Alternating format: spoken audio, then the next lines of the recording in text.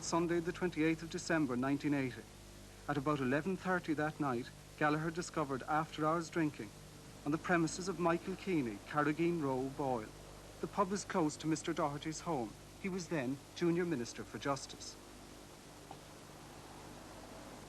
In Boyle Police Station, Garda Dominic Conway was station orderly that night. Sometime after the pub was visited, Conway received a call. Sean Doherty was on the line. He knew what had happened at Keeney's. He asked Garda Conway, seen here, who had inspected the premises. Doherty said they should ring him before they finished duty. When he returned to base, the message was given to Tom Gallagher, seen on the right. As requested, Gallagher phoned Sean Doherty.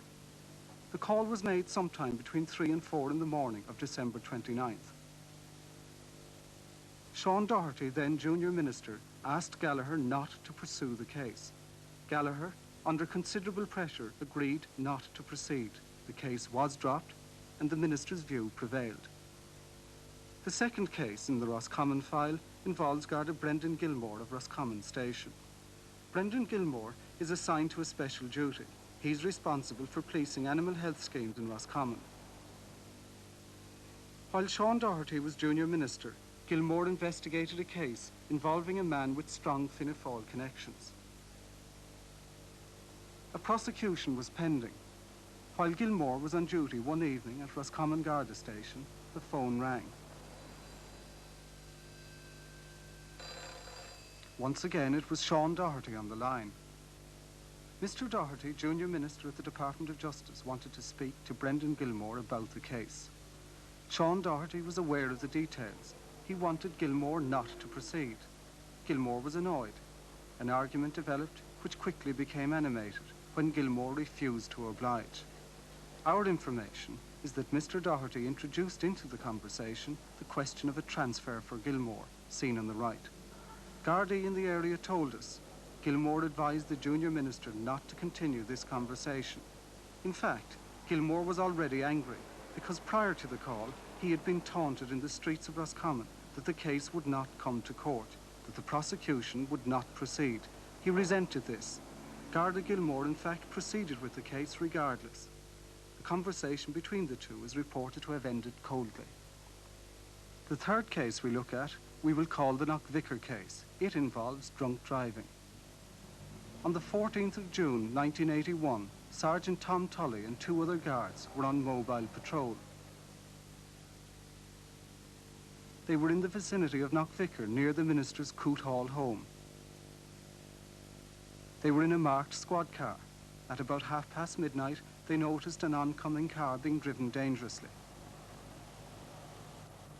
The car was stopped. It was driven by a young woman.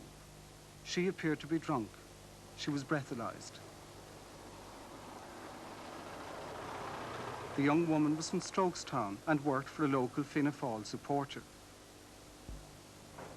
She was arrested and brought to Boyle Garda Station. This incident occurred on June 14th, 1981, just before Fianna Fáil left office. Following normal procedure, that night the arrested woman was asked to give a blood or urine sample. The samples were then sealed. They were placed in containers, which were also sealed. One was given to the young woman for independent testing. The other was held ready for posting to Dublin for analysis. Garda Pat Heskin was station orderly in Boyle that night. Within an hour of the arrest, the phone rang. Heskin answered. Sean Doherty was on the line. Mr. Doherty was phoning from home. He asked which guards were involved. Told that Sergeant Tom Tully was involved, he remarked, "Tom is sound."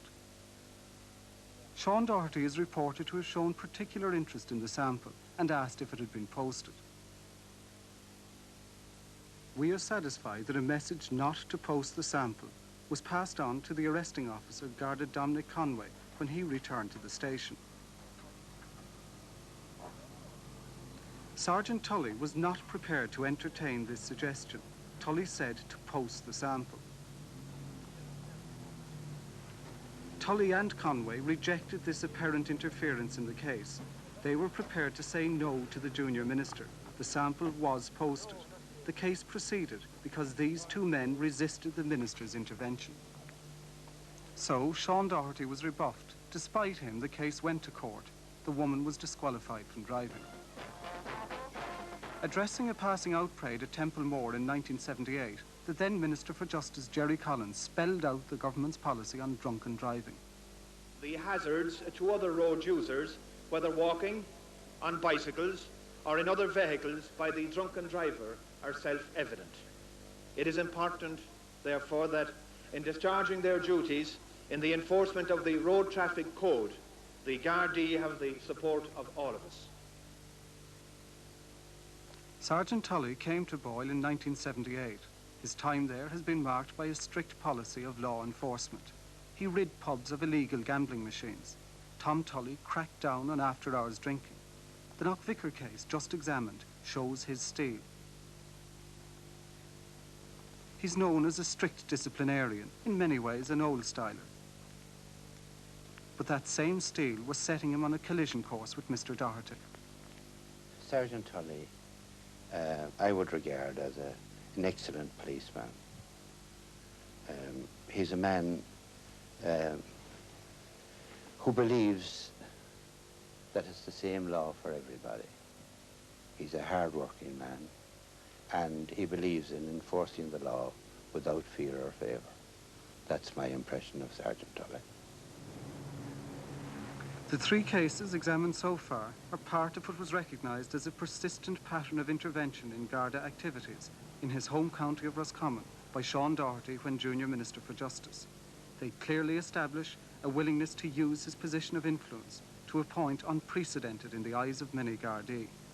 In certain cases, the ordinary rule of law appears to have been undermined. In at least 4 different Roscommon towns, Gardaí have been taunted by civilians in the streets, suggesting that prosecutions pending wouldn't proceed, or that the Garda in question was likely to be transferred. But there are other incidents in Roscommon which give cause for disquiet. Next, we examine several cases of abandoned prosecutions.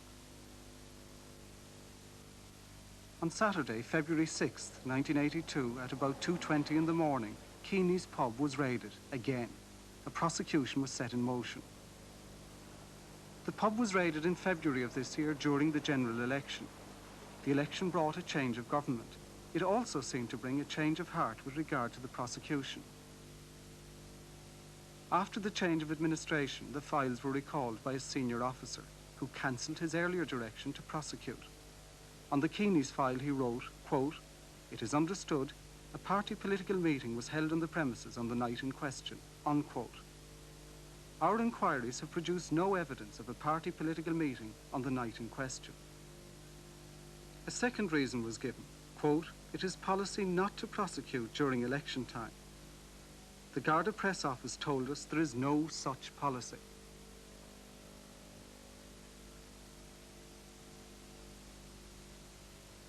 Sergeant Tully complained to the officer concerned that this was unfair administration of the law, but the case was cancelled.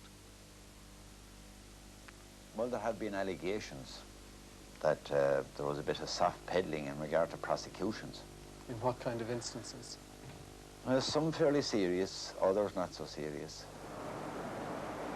The case of O'Dowd's Butchers, Patrick Street, Boyle, is also unusual. In December 1980, it was robbed of £360 worth of meat. On March the 6th, 1981, the guards got a signed confession of guilt from a local youth. This statement was detailed and precise. The break-in occurred at the rear of O'Dowd's in this laneway. The statement implicated 2 others, said locally to have political connections. The case came to court on April 1st, 1981. There was considerable surprise when a senior Garda officer said he was offering no evidence. The case was automatically dismissed. Last month, in another development, a Roscommon doctor publicly stated his concern that local Gardaí were being pressurised not to enforce drunken driving laws in the county. It's not being done, and my main concern is that, if at all possible, road traffic accidents be prevented, and alcoholism be nipped in the bud if possible. Do you believe there actually are cases where prosecutions didn't materialise, but where the evidence would warrant a prosecution? Well, I've taken blood from 2 individuals over the last 2 to 3 years anyway, in whom, well, my clinical impression was that they would have been above the limit. And as far as I'm aware, they never subsequently came to prosecution. The only way it can be explained is that there must be some way the cases, or the guards are being interfered with, really.